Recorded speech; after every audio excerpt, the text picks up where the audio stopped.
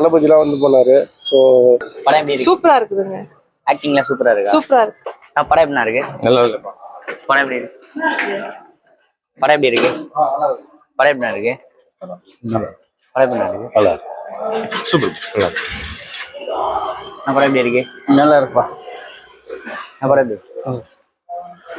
படம் எப்படி? நல்லா இருக்குப்பா. படம் எப்படி இருக்கு? அருமையா இருக்கு. சூப்பரா இருக்கு. கமல்ஹாசன் ஆக்டிங்ல சூப்பரா இருக்கா? செகண்ட் பார்ட் வரப்போதா? கமல்ஹாசன் ஆக்டிங் வில்லனே அவர் தானே? அதான் கடைசியில் நல்லா இருக்குது. திரும்ப செகண்ட் பார்ட் வரும்போது இருக்கு கதை. ஓகே. அதான் ஆக்டிங் எப்படி நல்லா இருக்கு. நல்லா இருக்கு.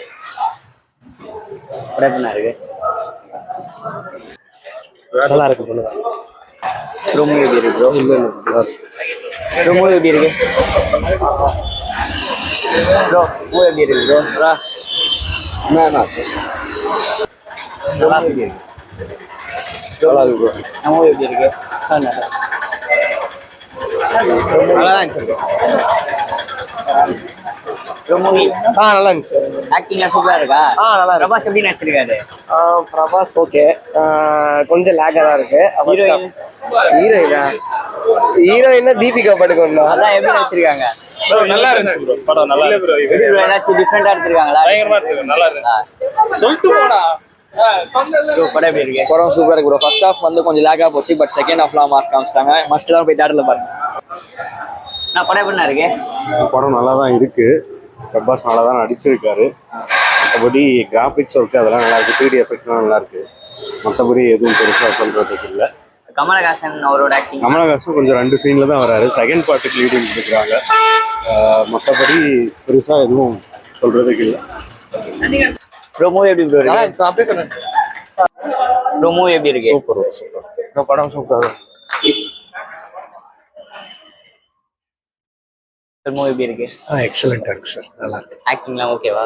கிளாசிக். டிஃப்ரெண்ட் டைப்ல எடுத்துட்டு போயிருக்காங்களா படத்தை? நல்லா இருக்கு. சூப்பரா. ப்ரோ கல்கி மூவி எப்படி ப்ரோ இருக்கு? மிக்ஸ்டு ரிவ்யூ தான்.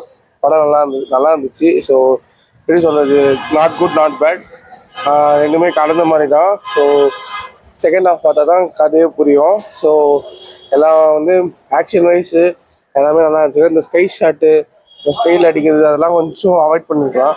ரொம்ப ஓவர் பில்டப்பாக இருந்துச்சு. ஸோ நம்ம தளபதி மீன்ஸ் புரியல ப்ரோ. அது நீங்கள் படம் பாருங்க.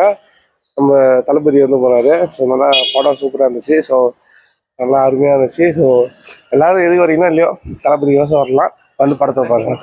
ஆக்டிங் பிரபாஸ் ஆக்டிங் எப்படி ப்ரோ? பிரபாஸ் ஆக்டிங் நல்லா இருந்துச்சு. ஸோ அதுக்கப்புறம் அந்த இந்த படத்தில் திருப்பாச்சியில் நினைக்கிறேன். திருப்பாச்சியில் ஒரு வில்லம் வந்து வருவான்.